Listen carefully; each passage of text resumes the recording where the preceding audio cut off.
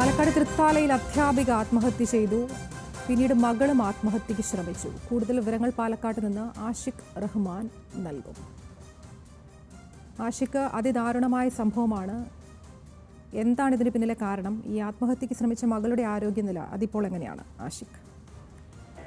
ഇന്നലെ ഉച്ചയോടുകൂടിയാണ് ഇത്തരത്തിൽ 2 ആത്മഹത്യാ ശ്രമങ്ങൾ നടന്നത്. ഉച്ചയ്ക്ക് ഒരു 3 മണിയോടുകൂടി അധ്യാപികയായിട്ടുള്ള സജിനി ആത്മഹത്യയ്ക്ക് ശ്രമിച്ചതിനു ശേഷം അവിടുത്തെ സ്വകാര്യ ആശുപത്രിയിലും പിന്നീട് തൃശൂർ മെഡിക്കൽ കോളേജിൽ വെച്ച് മരണപ്പെടുകയായിരുന്നു. ശേഷം ഈ ഒരു വിഷയത്തിന്റെ ഇത് നടന്നതിന് പിന്നാലെയാണ് ഏകദേശം 6 മണിയോടുകൂടി മകൾ ഇത്തരത്തിൽ ഗുളിക കഴിച്ചുകൊണ്ട് ആത്മഹത്യാ ശ്രമം നടത്തിയത്. നമ്മൾ മനസ്സിലാക്കുന്നത് കുടുംബങ്ങൾക്കാണ് ഇത്തരത്തിൽ ആത്മഹത്യക്ക് കാരണമെന്നാണ് മനസ്സിലാക്കുന്നത്. അവിടുത്തെ നാട്ടുകാരോടൊപ്പം പറയുന്ന ഒരു കാര്യം, ഇവർ തമ്മിൽ അമ്മയും മകളും തമ്മിൽ നിരന്തരം വാക്കുതർക്കം ഉണ്ടായിരുന്നു. കുടുംബവർഷങ്ങൾ മൂലം വീട്ടിൽ വലിയ ഒച്ചപ്പാടും ബഹളവും കേട്ടിരുന്നു എന്നാണ് നാട്ടുകാരടക്കം പറയുന്ന ഒരു കാര്യം. അതിന്റെ ഫലമായി അമ്മ ഉച്ചയോടുകൂടി ഇത്തരത്തിൽ ആത്മഹത്യാ ശ്രമം തൂങ്ങി മരിക്കുന്നു.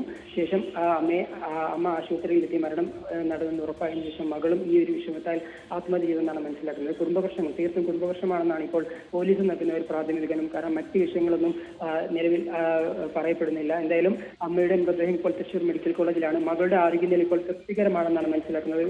മകൾ ഇപ്പോൾ പട്ടാമ്പിയിലെ താലൂക്ക് ആശുപത്രിയിൽ ചികിത്സയിലാണ്. മകളുടെ ആരോഗ്യം സ്ഥിരമായി തുടർന്നെങ്കിലും അമ്മ ഇന്നലെ രാത്രിയോടുകൂടി തൃശൂർ മെഡിക്കൽ കോളേജിൽ മരണപ്പെട്ടിരിക്കുന്നു. എന്തായാലും പോലീസ് ഇൻക്വസ്റ്റ് നടപടികൾ പൂർത്തിയാക്കിയ ശേഷം ഈ മൃതദേഹം ബന്ധുക്കൾക്ക് കൈമാറും. ശരി, വിവരങ്ങൾ നൽകുകയായിരുന്നു പാലക്കാട് നിന്ന് ആഷിഖ് റഹ്മാൻ.